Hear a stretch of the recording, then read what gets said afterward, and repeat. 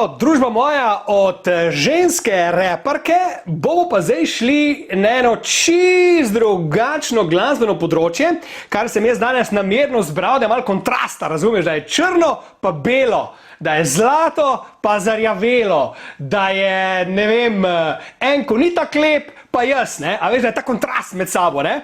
No in, dame in gospodje, da jaz ujamem ta kontrast, ki sem si ga želel, bo pa danes poskrbela ena izjemno talentirana in neverjetno dobra pianistka, pa ste vi to, ki sliši na ime Natalija Šaver. In Natalija Šaver je mene navdušila v svojih Facebook videih, kjer ona preigrava razne svetovne hite. In jaz sem se kar malo zaljubil v te tipke, veš, sem rekel, kaj bi dal, da bi jaz tudi znal takle klavir igrati kot ona, ne? Dobro, ta želja se mi ni uresničila, se mi je pa uresničilo to, da bo Natalija Šaver zdajle z nami v živo po Skypu in da nam bo mogoče, če bomo pridni, tudi kaj zaigrala, ne? Natalija, a se midva slišiva in vidiva? Pozdravljeni Iztok in vsi poslušalci in gledalci. Živjo, vidim, da si ti kar za klavir se usedla že, ne? Brez da bi ti jaz rekel, si ti kar za klavirjem že, ne? Tako je. Kaj pa, če ti ne bom pustil igrati? Kaj boš pa pol? Ja, lahko si kaj povemo. Ja, se si bova, ne? Natalija, daj mi povej, kako se eno tako lušno dekle, kot si ti, odloči, da bo pa pianistka, ne pa, ne vem, recimo manekenka, prodajalka v trgovini, ne vem, karkoli frizerka, karkoli drugega, ti boš kar pianistka. Kako je prišlo do tega? V bistvu jaz izhajam iz glasbene družine, tako da sem bila vedno obdana z glasbo. In mislim, da če te to res spremlja od začetka, da je pač enostavno del tvojega življenja. In ko je niti manjka in začela sem, ko sem bila stara 5 let in enostavno pač nadaljevala. In je bilo to vedno v veselje in mi je vedno zelo manjkalo, ko nisem vadila, ko so bili tudi kakšni taki momenti, ko mogoče... Ampak ti, da te zmotim, zakaj ravno klavir? Zakaj ne trobenta, kitara, bobni? Zakaj glih klavir? Klavir je bil doma. Moj oče je pianist, moja mama je profesorica glasbe in klavirja, tako da klavir je bil doma. Ja. Drugač ni mogel biti, ne? Veš, ne? Ti, Natalija, dajma, predno nadaljujemo s pogovorom, slišati, namreč ti si tudi avtorica, torej sama pišeš in ustvarjaš glasbo, kar mi je pri tebi še zelo všeč, in si rekam, da nam boš torej premierno zaigrala v naši vdaji eno svojo čist avtorsko kompozicijo, pa povej, kjera bo, pa kar zaigraj. To je skladba Désir, se pravi želja, ker ljudje imamo vedno neke želje, ki jih skušamo uresničiti, mogoče še posebej v tem trenutku sedaj, tako da to je moja želja. Désir, si rekla, tako lepo si rekla, Désir. Ok, zaigraj ta Désir.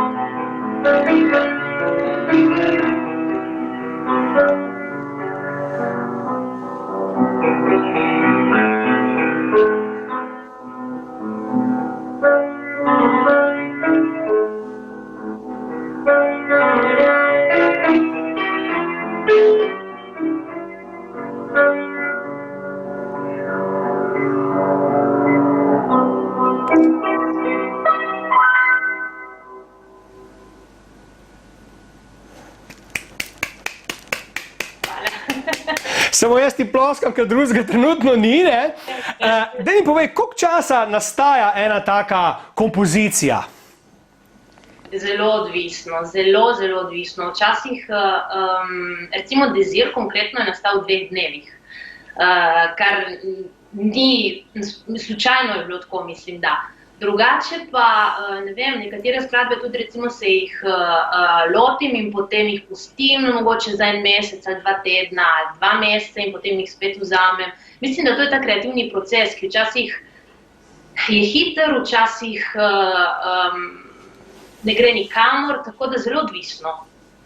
Daj mi povej, Natalija, kateri so pa tvoji vzorniki, torej kateri skladatelji so pa tebi še posebej pri srcu? Ker vem, da tudi igraš sicer moderno glasbo, ne, igraš tudi kakšne pop skladbe, vidim v tem tvojem repertoarju, ampak če gremo na te klasične komponiste, kateri so tvoja scena? Definitivno Beethoven. Jaz sem tudi specializacijo delala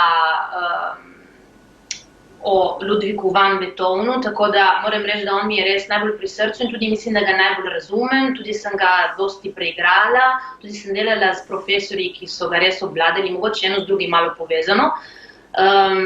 Drugače pa tudi ruski skladatelji, ampak če bi mogla enega zbrati, to sigurno Beethoven, ja. Beethoven. Natalija, da nam slučajno ne zmanjka časa, pa te bom kako muziko mogel prekinjati, boš ti zelo lepo še eno zaigrala, pa ma še potem mogoče rekla stavek ali dva in ta bo, ne boš verjela, spet tvoja avtorska, tako da vidim, da ti ne samo, da preigravaš tuje hite, ne, ti tudi svoje glasbe veliko igraš in ustvarjaš, to je zelo dobro.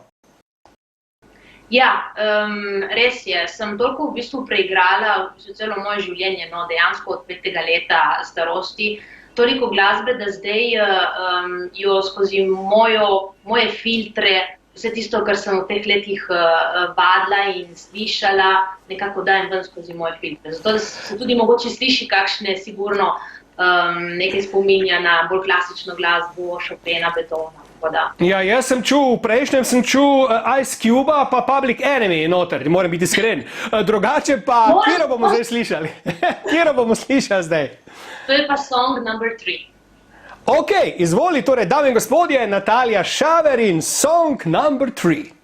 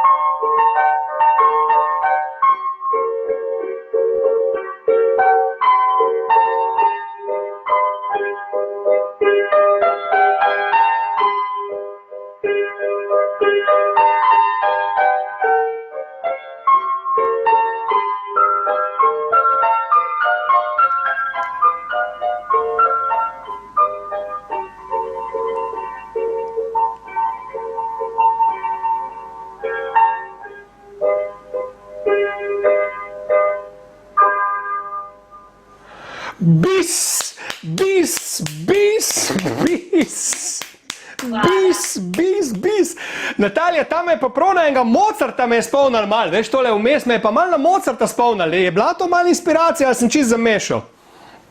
Ne vem, skje je inspiracija. To enostavno dejansko res pride pač z moje notranjosti in sigurno je nekaj Mozarta, Beethovena, tudi kakšnih, kot si rekel, mogoče tudi kakšnega repa, karkoli sem pač poslušala o tem, iz nekje pride. Tako da ne morem reči iz kje, ampak absolutno. Ti, takle, ko te gledam, ne, ti prav tak zasanjano, celo malo orgazmično padeš v to igranje not, ne, in če bi potegnil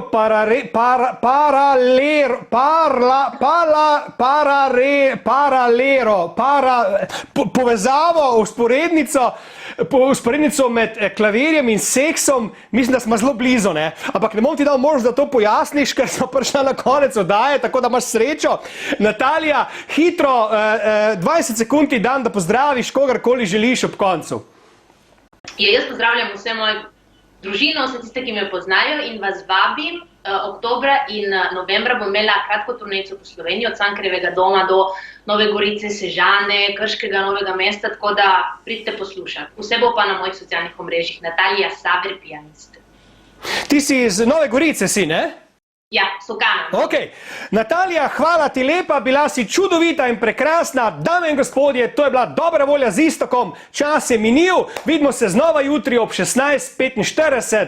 In to je bilo to, pravno zasanjeno, kar vrš me ven, ko me hočeš, jaz bom malo še klavirja igral, ne? Ta ta ta ta ta ta ta ta ta ta ta ta ta ta ta ta ta ta ta ta.